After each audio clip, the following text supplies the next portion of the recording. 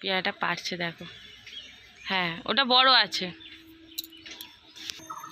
আর এই যে পেয়ারাটা পেরেছে দেখো কত সুন্দর, যদিও মিষ্টি হবে না, বর্ষার পেয়ারা জলসা হয়, পোকাও হয়। আর আমাদের মুড়িগুলো সব ওই পাশের বাড়ির ছাদে চলে গেছে। তো চলো জামা কাপড় মিলেই ছাদে অনেক কাজ আছে এখন, সেগুলো করি। আর আজকে যেহেতু একাদশী আছে, একাদশী পুজো আমাকে করতে হবে, যেহেতু আমি একাদশী করি ওর জন্য। তো ছেলের রান্না একাদশী সবই করতে হচ্ছে। তো চলো। হ্যাঁ, এতগুলো পেয়ারা পেরেছি, আর এগুলো কটা পাকা পেয়ারা পড়ে আছে, ওগুলো আমার মুরগিগুলো খাবে। আর এখানে দেখো আমার ছেলের বন্ধু, হাই করে দে। ছেলের বন্ধু আছে, গল্প করছে চালে উঠে।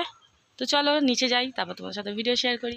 আমার স্নান হয়ে গেছে, এবার আমি চলে এসেছি ঠাকুর ঘরে। এবার ভগবানকে স্নান করাবো, যেহেতু আজকের একাদশী তোমাদের সাথে শেয়ার করলাম। আর আমি গোপীচন্দন দিয়ে আজকে স্নান করাবো ভগবানকে। তো চলো স্নানটা করাই, তোমরা সাথে থাকো আর দেখতে থাকো। রাধারানীগুলোকে নামিয়ে দিয়েছি, আর এখানটায় আমি গোলাপ জলে গোপীচন্দন ভিজিয়ে রেখেছি। তো গোপীচন্দন যেগুলো মায়াপুরে পাওয়া যায়, কৃষ্ণের ছবি আঁকা, ওই গোপীচন্দন দিয়ে আমি ভগবানকে স্নান করাই। তো সব রকম দিয়ে স্নান করাই, ঘি, মধু, গোপীচন্দন। আর গিরিরাজের স্নান হয়ে গেছে। তো চলো ভগবানদের স্নান করিয়ে নিই, তারপর তোমাদের সঙ্গে দেখাচ্ছি। বন্ধুরা, আমার বাড়ির মালিকটা কেমন সেজেছে দেখো।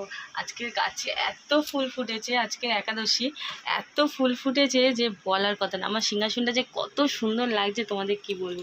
আর আমার গোপসোনাকেও দেখো কত সুন্দর লাগছে।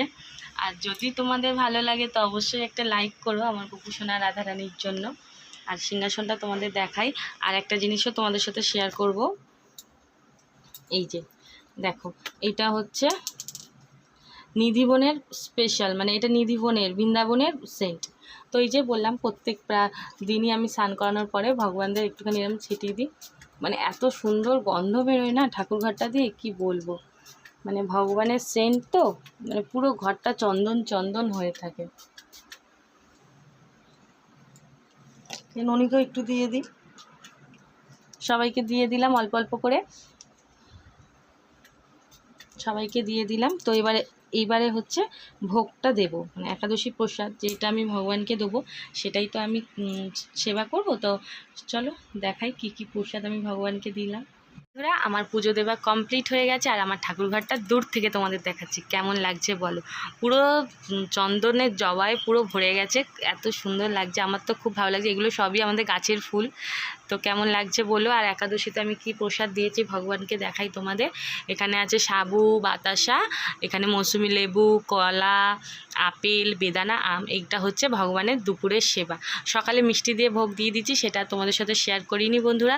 যদি তোমাদের আমার এই ভিডিও ভালো লাগে, যদিও ছোট্ট ভিডিও, ছোট্ট জিনিস তোমাদের সাথে শেয়ার করছি, যদি তোমাদের ভালো লাগে তো একটা লাইক করো আর আমার পাশে থেকো। রাধে রাধে। আর সবাই কিন্তু সুস্থ থেকো, ভালো থেকো। রাধে রাধে।